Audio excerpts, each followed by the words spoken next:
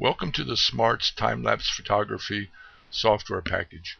After you've downloaded the software into your computer and activated the program from your desktop, you'll notice these icons across the top.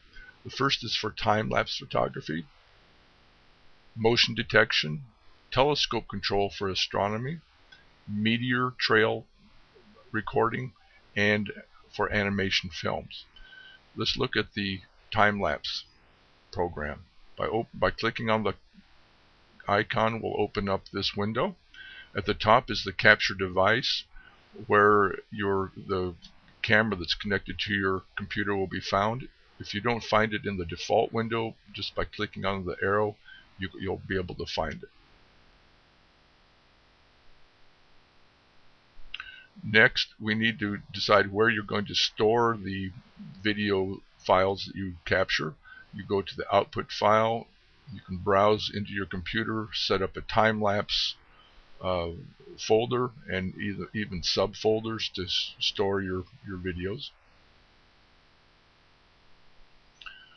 Then we go down to the frames per second, the number of frames taken per second. The default for this is 0.001.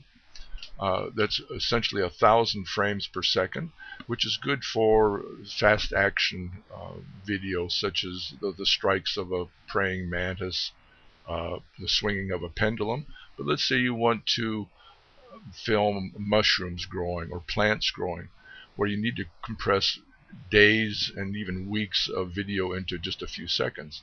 By setting this at, let's say, 300, we're taking one frame every 300 seconds or one frame every 5 minutes. Playing these frames then will be played back at a real-time speed of 30 frames per second.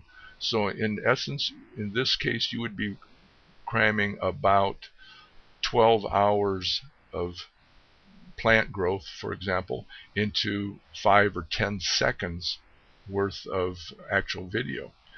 At the playback rate, the default is 30 frames per second, but this can be even down to 1 frame per second, which would slow things up quite a bit.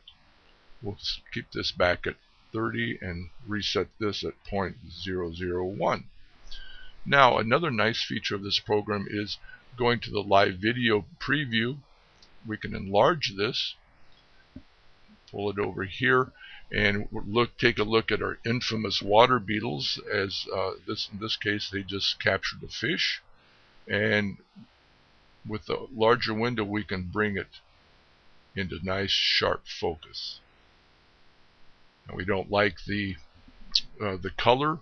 We can go up to our video settings, click on the video protocol amplifier, and there we find slider bars for brightness, contrast, hue, color hue, saturation, and sharpness. By setting these, you can optimize the color output. And you hit apply and OK. Now you can then also diminish this picture back into the video preview. Now we're ready to start recording. We just simply hit start. It'll ask us, in this case, we've already written to this file, so do we want to overwrite? We can say yes, and away we go. On the lower part, you can see the output file size and the number of frames per second. If we enlarge this, you can also see that you can even set the program for a time and date stamp in the lower corner.